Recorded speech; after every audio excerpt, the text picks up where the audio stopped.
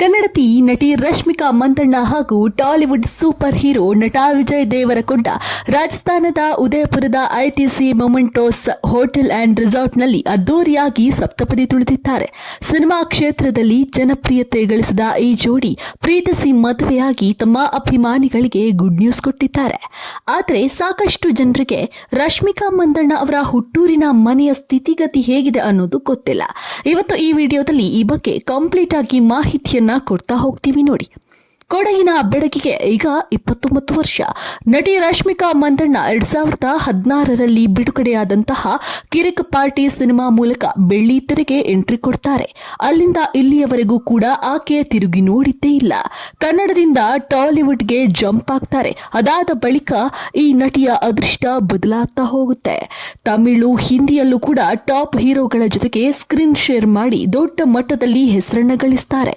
ಇವತ್ತಿಗೂ ಕೂಡ ಭಾರತದ ಟಾಪ್ ಹೀರೋಯಿನ್ಗಳ ಲಿಸ್ಟ್ ಓಪನ್ ಮಾಡಿದ್ರೆ ಮೊದಲು ಕಾಣಿಸಿಕೊಳ್ಳುವುದು ರಶ್ಮಿಕಾ ಹೆಸರು.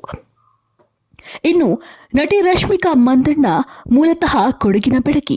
ತನ್ನೂರಿನಲ್ಲಿಯೂ ಕೂಡ ಐಷಾರಾಮಿ ಮನೆ ಹೊಂದಿರುವ ಇವರು ಮುಂಬೈ, ಗೋವಾ, ಹೈದರಾಬಾದ್, ಬೆಂಗಳೂರಿನಲ್ಲೂ ಕೂಡ ಮನೆಗಳನ್ನು ಹೊಂದಿದ್ದಾರೆ. ನಟಿ ರಶ್ಮಿಕಾ ಮಂದಣ್ಣ ಇತ್ತೀಚಿನ ವರ್ಷಗಳಲ್ಲಿ ಸಿನಿಮಾವೊಂದಕ್ಕೆ ಕನಿಷ್ಠ 10 ಕೋಟಿ ರೂಪಾಯಿ ಸಂಭಾವನೆಯನ್ನ ಕೂಡ ಪಡೆದಿದ್ದಾರೆ. ಇನ್ನು ಆಸ್ತಿಯ ವಿಚಾರಕ್ಕೆ ಬರುವುದಾದ್ರೆ ನಟಿ ರಶ್ಮಿಕಾ ಮಂದಣ್ಣ ಆಸ್ತಿ ಅಂದಾಜು 65ರಿಂದ 80 ಕೋಟಿ ರೂಪಾಯಿ ಅಂತ ಹೇಳಲಾಗ್ತಾ ಇದೆ.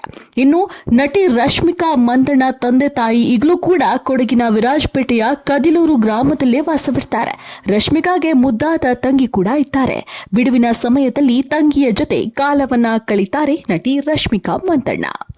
ಇನ್ನು ನಟಿ ರಶ್ಮಿಕಾ ಕೊಡಗಿನಲ್ಲಿ ತನ್ನ ಮನೆಯಲ್ಲಿ ಹೂವಿನ ಗಿಡಗಳನ್ನ ಕೂಡ ಬೆಳೆಸಿದ್ದಾರೆ. ಇನ್ನು ಈಕೆಯ ತಂದೆ ಬಿಸ್ನೆಸ್ ಮ್ಯಾನ್ ಆಗಿದ್ದಾರೆ. ಇನ್ನು ವಿಜಯ್ ಹಾಗೂ ರಶ್ಮಿಕಾ ಇಬ್ಬರ ಆಸ್ತಿ ಕೋಟಿಗಟ್ಟಲೆ ಇದೆ.